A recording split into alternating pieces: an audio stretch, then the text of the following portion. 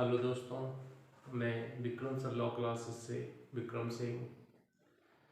काफ़ी स्टूडेंटों की ये बड़ी डिमांड थी कि सर एडीपीओ की रणनीति कैसे बनाएं बचे हुए इस टाइम में, कैसे तैयारी करें एडीपीओ की।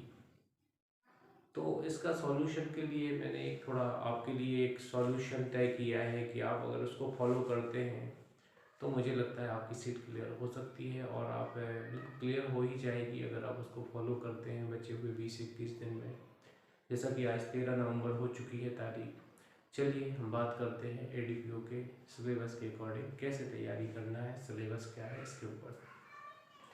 एनपीपीएससी ने 2021 में एडीपीओ के सिलेबस को परिवर्तन किया है। पहले 2 पेपर हुआ करते थे, अब प्रेजेंट में एक पेपर हो गया है जिसमें 150 क्वेश्चन आने वाले हैं एडीपीओ का। इन्होंने जीएस को भी इसमें समाहित कर दिया है। आप देख रहे हैं जैसा कि मैंने यहाँ ब्लू अक्षर से लिखा हुआ है कि 100 क्वेश्चन लॉ के आएंगे और 50 क्वेश्चन जीएस के आएंगे। टोटल 150 क्वेश्चन आएंगे, 450 का पूर्णांक रहेगा, 50 नंबर का इंटरव्यू होगा। एमपीजीके से 35 क्वेश्चन आएंगे, 50 में से 10 क्वेश्चन इंडिया से आएंगे, इंडिया करंट अफेयर, और 10 क्वेश्चन वर्ल्ड करंट अफेयर से आएंगे। बाकी 100 क्वेश्चन लॉ से आएंगे। मेरा जहाँ तक मानना है इस एग्जाम की प्रोसीडिंग को देख के आईपीसी से 20 क्वेश्चन आने चाहिए, 20 सीआरपीसी से क्वेश्चन आना चाहिए, 10 क्वेश्चन लगभग हमारे एविडेंस से आना चाहिए और शेष 50 क्वेश्चन बाकी 25 एक्टों से आना चाहिए। किसी अर्थ से एक क्वेश्चन भी आ सकता है, 2 भी आ सकते हैं, 3 भी आ सकते हैं, 5 भी आ सकते हैं। इस तरह का क्वेश्चन यहाँ पे विवरण हो सकता है, किसी से एक भी नहीं आएगा, ऐसा भी हो सकता है। जैसा कि 10 यूनिट में इनको बांटा गया है सब्जेक्टों को। 4 यूनिट जो जीके की है, जीके की 5 यूनिट में जीएस दिया गया है, जिसमें मोस्टली 4 यूनिट तो आपकी कवर हो जाती है, एमपी से संबंधित रहती हैं। 5वीं यूनिट हमें बताती है कंप्यूटर के बारे में, करंट अफेयर, एमपी का करंट अफेयर, वर्ल्ड का करंट अफेयर और इंडिया का करंट अफेयर। इसके अलावा खेल प्रतियोगिताओं के, खेल संस्थाओं के बारे में भी हमें पढ़ना है थोड़ा। देखते हैं यूनिट का विवरण कैसा है, फिर मैं आपको इस संबंध में बताऊंगा कौन सी किताबें उपयोगी हैं इस एग्जाम के लिए और हमें क्या आगे करना चाहिए। देखिए, पहली यूनिट इंडियन पिनल कोड और क्रिमिनल प्रोसीजर कोड को बताती है। दूसरी unit motor vehicle act, human right act and immoral traffic act को बताती है। तीसरी unit Indian evidence act and excise act MP का है जो इसको बताती है, आर्म्स एक्ट को भी बताती है। चौथी unit sexual harassment work place को बताती है, छोटा सा एक्ट है।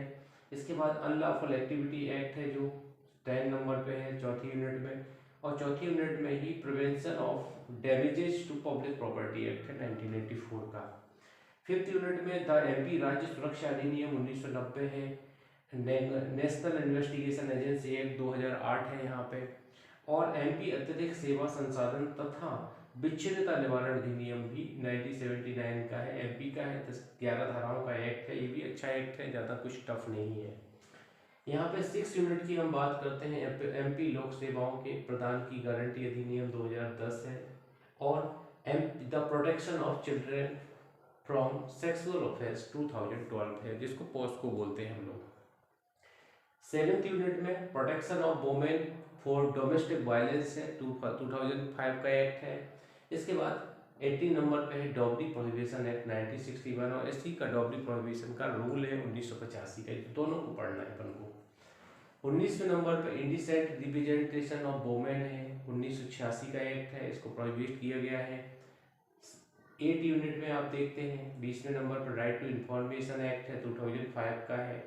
21 में narcotic drugs and psychotropic substance act 1985 है, जिसको एनडीपीएस के नाम से जाना जाता है।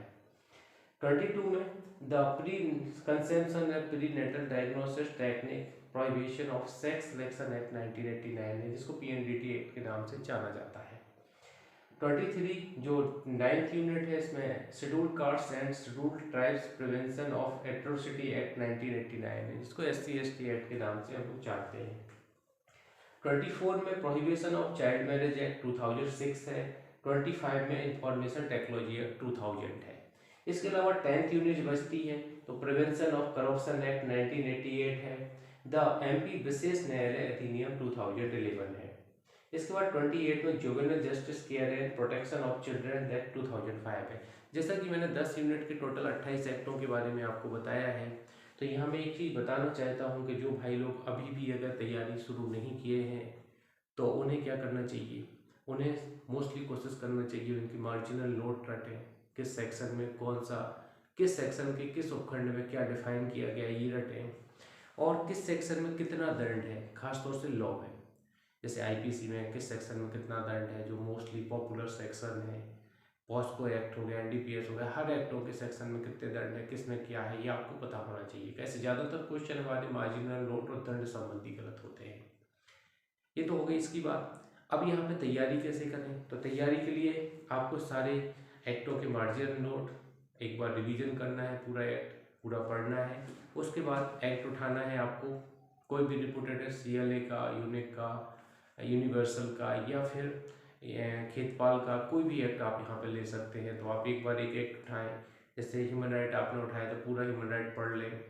उसके बाद आपको क्या करना है, राहुल मिश्रा सर ने एक गाइड निकाली है, हाँ इनके गाइड में अच्छे ओटी दिए गए हैं। तो बैरेट पढ़ने के बाद आपको ऑब्जेक्टिव लगाना है, जितने ज़्यादा ऑब्जेक्टिव लगाएं इसका बेनिफिट आपको मिलेगा। इसके अलावा हमें एमपीजी के लिए क्या व्यवस्था करना है, तो एमपीजी के लिए आप देखेंगे एमपीजी के लिए एक पुणेकर का ऑब्जेक्टिव आया है, ये काफ़ी अच्छा है, करीब 4-5 हज़ार ऑब्जेक्टिव दिए गए हैं। इसको आप पर डे 2-3 घंटे लगाएंगे तो 2-4 दिन में पूरे लगा सकते हैं, कोई बड़ी बात नहीं है। इसके बाद वन लाइनर 2022 आ चुका है एमपी का, इसको आप एक बार लगा लें और जो चीज़ें इंपॉर्टेंट हैं उसको टिक कर लें, तो इससे भी आपको काफ़ी योगदान होगा। तो पिछली 4 यूनिट जो एमपी की हैं इससे कवर हो जाएंगी। अब बची 5वीं यूनिट की, तो 5वीं यूनिट में करंट अफेयर के लिए आप अक्टूबर 2020 से अक्टूबर 2021 तक का ले लीजिए आप, या नवंबर से मिल जाए अक्टूबर तक का, 12 महीने का आता है ये। तो इससे आप एक साल एक समरी पढ़ सकते हैं, जितने ऑब्जेक्टिव हैं वो लगा लीजिए। मेरे पास 2 हैं, ये 19 से 20 तक का है और 20 से 21 तक का है, तो मैं दोनों लगाने की कोशिश कर रहा हूँ। तो इनको 2 को आप लगा लेंगे तो करंट अफेयर वर्ल्ड का, इंडिया का कवर हो जाएगा।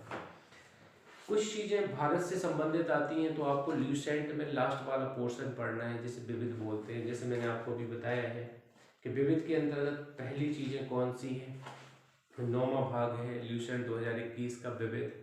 यहाँ पे सारे अपडेट के, प्रथम राष्ट्रपति कौन था, प्रथम महिला गवर्नर कौन थी, प्रथम मुख्यमंत्री कौन था, प्रथम महिला चीफ जस्टिस कौन थी, इस तरह के क्वेश्चन आते हैं, वो सारे यहाँ कवर हो जाते हैं। इसके अलावा विविध में ही स्पोर्ट पढ़ना है हमें, और विविध में ही कंप्यूटर पढ़ना है यहाँ पे। तो ये आपकी 5वीं यूनिट कवर हो जाएगी। अभी 5वीं यूनिट में थोड़ी और कमी है। कमी क्या है, कंप्यूटर के संबंध में काफ़ी चीज़ें आना है, तो यहाँ कंप्यूटर की आपको एक परीक्षा मंथन और लेनी पड़ेगी, जिसको आपको पढ़ना है। देखिए, अगर आप जीएस पढ़ते हैं तो एक किताब उठाइए और कंटिन्यू 2-3-4 घंटे में पढ़ के फिनिश कीजिए, हफ्तों तक पढ़ने की ज़रूरत नहीं है। कोशिश करना है लॉ पे ज़्यादा टाइम दे पाएँ, जीएस को थोड़ा 2-3 घंटे भी अगर टाइम देते हैं तो आप सारा जीएस कवर कर सकते हैं, पढ़ सकते हैं। पढ़िए, थोड़ा मनन कीजिए इस आधार पर। तो ये थोड़ी स्ट्रेटजी है, जिसको अगर फॉलो अगर 21 दिन तक लगभग बचे हुए हैं अगर कोई व्यक्ति करता है तो आप निश्चित ही सफल हो जाएंगे इस एग्ज़ाम में। तो मैं बस इतनी कहना चाहता हूँ, और सभी के लिए ऑल द बेस्ट मेरी तरफ से। जय हिंद।